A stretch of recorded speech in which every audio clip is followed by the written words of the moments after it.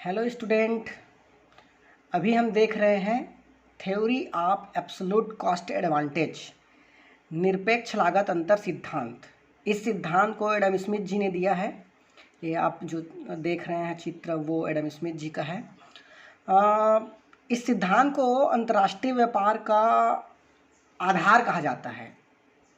आखिर देशों के बीच व्यापार क्यों होता है, इस कॉन्सेप्ट को ये सिद्धांत क्लियर करता है।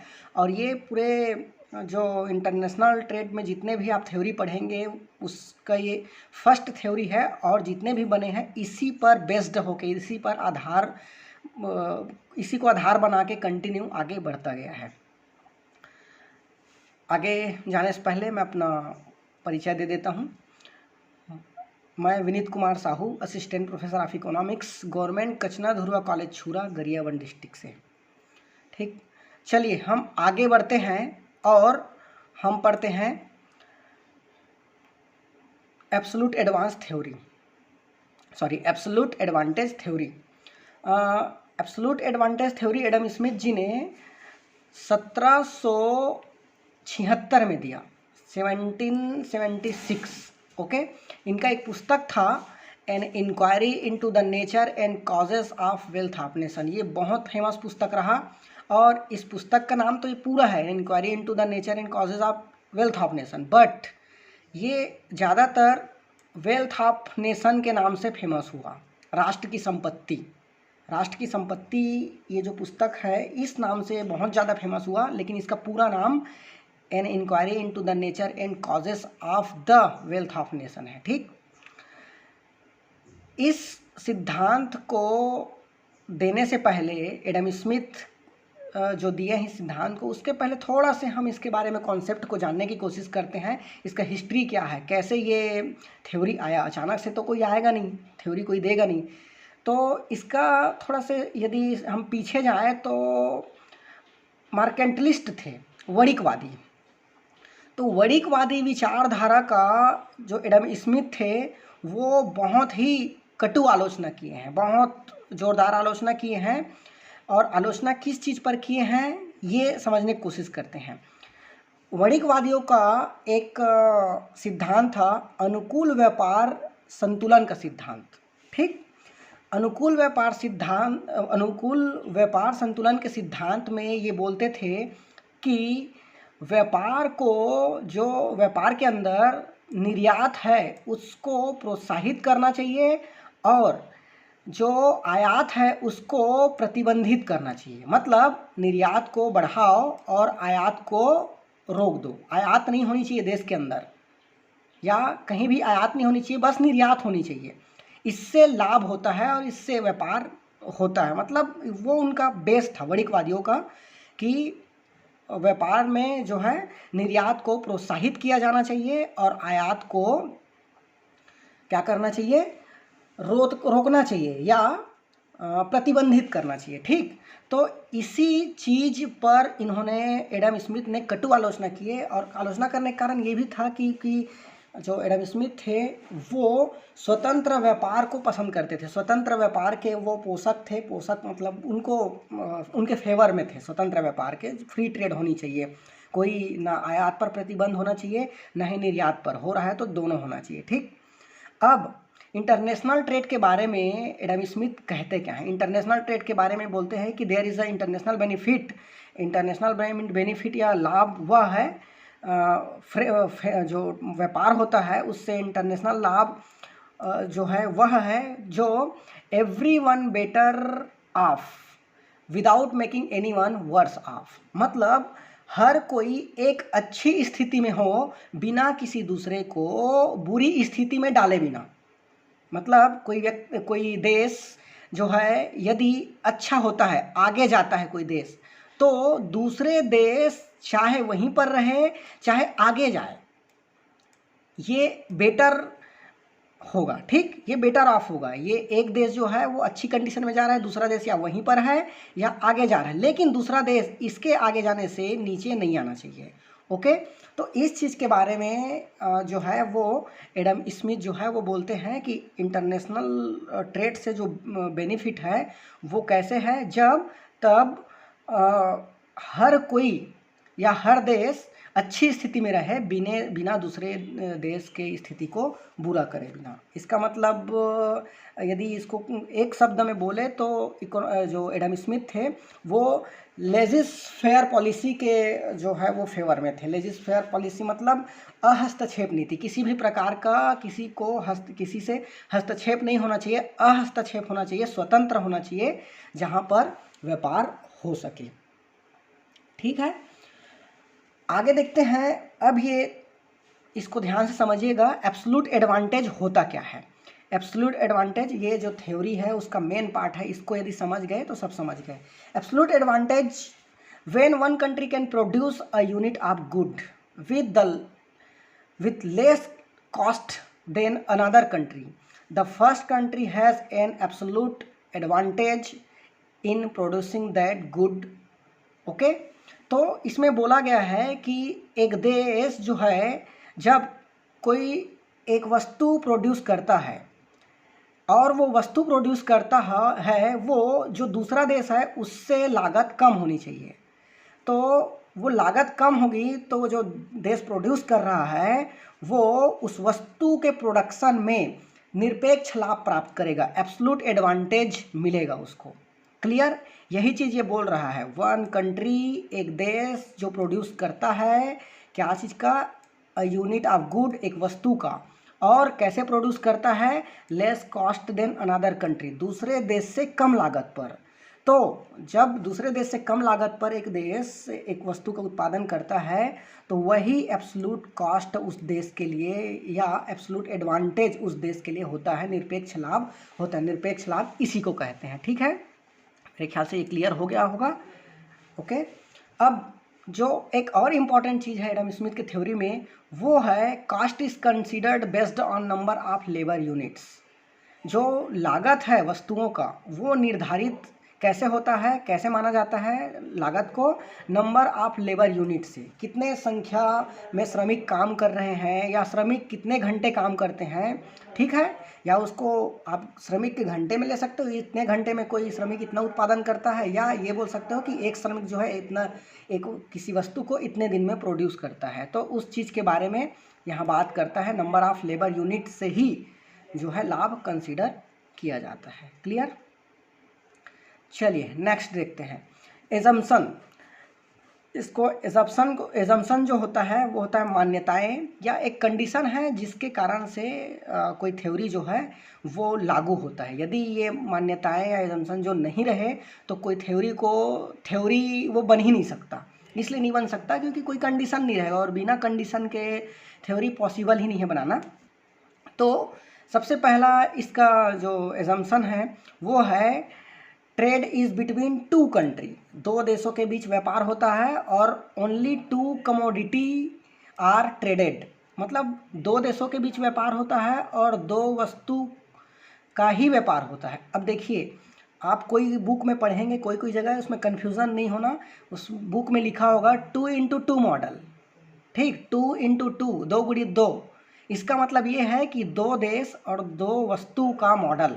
ठीक, तो ये दो देश और दो वस्तु का मॉडल ये यही है। दोनों मान्यताएं जो है वो दो वस्तु दो देश के मान्यताओं को सिद्ध करता है। इसको ना लिखते हुए 2x2 मॉडल लिख दिया जाता है। नेक्स्ट जो एजम्पशन है वो है free trade exist between the country, दो देशों के बीच जो व्यापार होता है वो फ्री होता है, फ्री व्यापार। किसी भी प्रकार का व्यापार के लिए आयात निर्यात पर ना ही टैक्स लगता है, ना ही टैरिफ लगता है, ना ही कोटा। आप टैरिफ कोटा क्या है इसको आगे पढ़ेंगे इंटरनेशनल ट्रेड के ही अंदर, तो समझ जाएंगे। उसके लिए पर्टिकुलर एक चीज़ के लिए एक मतलब क्लास लगेगा, ऐसा है। तो बहुत इजी है, ज़्यादा इजी। एक हिसाब से मान लो कि जब दो देश के बीच व्यापार होता है तो टैक्स लगाते हैं आयात में निर्यात में, तो वो सब कुछ नहीं रहता यहाँ पर। क्लियर, फ्री होता है व्यापार जो है। नेक्स्ट है labour is the only factor of production. यहाँ पर ये बहुत इंपॉर्टेंट है समझना इसको। एडम स्मिथ बोलते हैं कि लेबर जो है, श्रमिक जो है, वो मात्र उत्पादन के साधन है। आज आप यदि पढ़ते हैं बुक को तो देखते हैं उत्पादन के कितने साधन, 5, भूमि, पूंजी, श्रम, साहस, संगठन। ठीक, लेकिन यहाँ पर क्या बोला जा रहा है, मात्र श्रम ही उत्पादन के साधन है। एक्चुअल में आप थोड़ा सा थ्योरी सब पढ़ेंगे और इकोनॉमिक्स को पीछे से आज तक से देखेंगे तो एकदम एक ही बार में कोई उत्पादन के साधन 5 के 5 साधन नहीं आया है। धीरे धीरे करके अलग अलग इकोनॉमिस्ट ने अलग अलग टाइम में उसके समय के हिसाब से बताया है। तो ये उस समय का स्थिति था, तो एडम स्मिथ ने माना है अपने उसमें, या उस समय ज़्यादा भी साधन रहा होगा, तो एडम स्मिथ ने मात्र लेबर वर्क को उत्पादन के साधन माना है। क्लियर। नेक्स्ट है perfect mobility of labour with in the country. जो देश के अंदर जो है वो लेबर है, श्रमिक जो है वो पूर्ण गतिशील होंगे। पूर्णतः गतिशील मतलब एक लेबर जो है वो एक जगह से दूसरे जगह काम में आसानी से जा सकते हैं, कोई इशू नहीं होगा, लेकिन एक देश से दूसरे देश नहीं जा सकते। ठीक, तो ये है परफेक्ट मोबिलिटी। तो ये एजम्पशन के साथ ये सिद्धांत जो है वो एडम स्मिथ के द्वारा प्रतिपादित किया गया है, दिया गया है। चलिए नेक्स्ट सबसे इम्पॉर्टेंट चीज़ पढ़ते हैं इसका। यहाँ से आप समझेंगे कि ये दो देशों के बीच एब्सोल्यूट एडवांटेज कैसे होता है और कैसे व्यापार होगा। ठीक, क्यों व्यापार होगा। तो देखिए 2x2 मॉडल जब हम देख रहे थे तो उसी को हम 2x2 मॉडल में ले लेते हैं कि ये दो देश है, इंडिया है, इंग्लैंड है। दो देश हुआ और दो वस्तु है, राइस क्लॉथ चावल हो गया और कपड़ा। दो देश दो वस्तु। अब इसके बीच में, दो देशों के बीच में, इंडिया और इंग्लैंड के बीच में कैसे व्यापार होगा और कैसे किसी वस्तु से एब्सोल्यूट एडवांटेज होगा, इसके बारे में इस टेबल में बताया गया है। तो देखिए यहाँ पर मैंने पहले ही बताया था कि श्रमिक के जो इकाई है उससे किसी चीज़ को, लागत को कंसीडर किया जाएगा, लागत को माना जाएगा, है ना। तो मान लो एक श्रमिक है और एक श्रमिक जो है ये उत्पादन करते हैं, इतना ये सब टेबल में जो दिया है ये एक श्रमिक का काम है। तो चलिए अब स्टार्ट करते हैं, थोड़ा सा ध्यान से समझिएगा इसको। इंडिया जो है वो एक लेबर लगा के, एक श्रमिक लगा के क्या करता है, चावल का 20 यूनिट उत्पादन करता है और कपड़े का 10 यूनिट। क्लियर। इंडिया जो है क्या करता है, एक श्रमिक जब लगाता है तो उस एक श्रमिक से कितना उत्पादन करता है, चावल 20 यूनिट और क्लॉथ 10 यूनिट। और इंग्लैंड जो है एक लेबर लगाता है तो चावल का 10 यूनिट उत्पादन करता है और कपड़े का 20 यूनिट उत्पादन करता है। ओके। अब देखो, जब इंडिया चावल उत्पादन कर रहा है तो क्लॉथ से, कपड़े से ज़्यादा चावल उत्पादन कर रहा है, और इंग्लैंड उत्पादन कर रहा है तो चावल से कपड़ा ज़्यादा उत्पादन कर रहा है। एक श्रमिक काम कर रहा है तो ये 20 इकाई चावल उत्पादन कर रहा है, 10 इकाई कपड़ा। मतलब इसको जो एडवांटेज है वो इंडिया को एडवांटेज जो मिल रहा है, लाभ मिल रहा है, वो चावल उत्पादन करने से मिल रहा है। और इंग्लैंड जब उत्पादन कर रहा है तो उसको कपड़ा उत्पादन करने से लाभ मिल रहा है।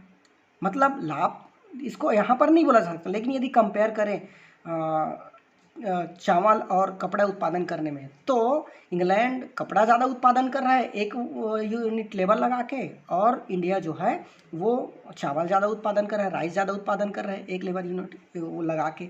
यदि हम वर्ल्ड प्रोडक्शन देखें तो ये प्रोडक्शन के कारण दोनों देश जो है वो 30-30 यूनिट प्रोडक्शन कर रहे हैं। ओके।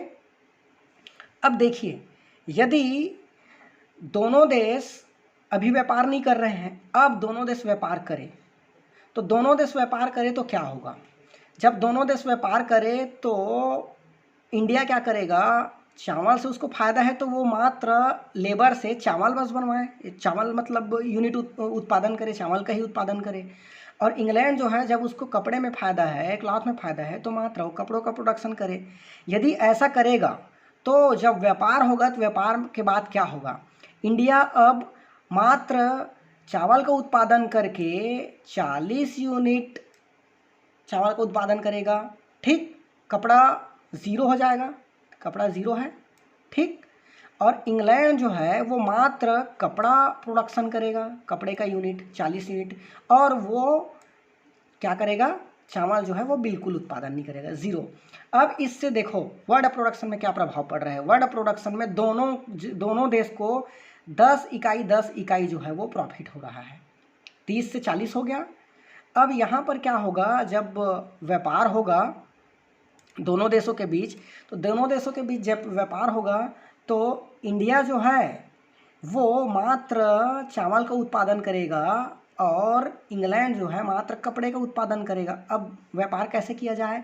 व्यापार करेगा इंग्लैंड मात्र चावल बना के, इंडिया जो है मात्र चावल प्रोड्यूस करके, उत्पादन करके इंग्लैंड को भेजेगा, ठीक।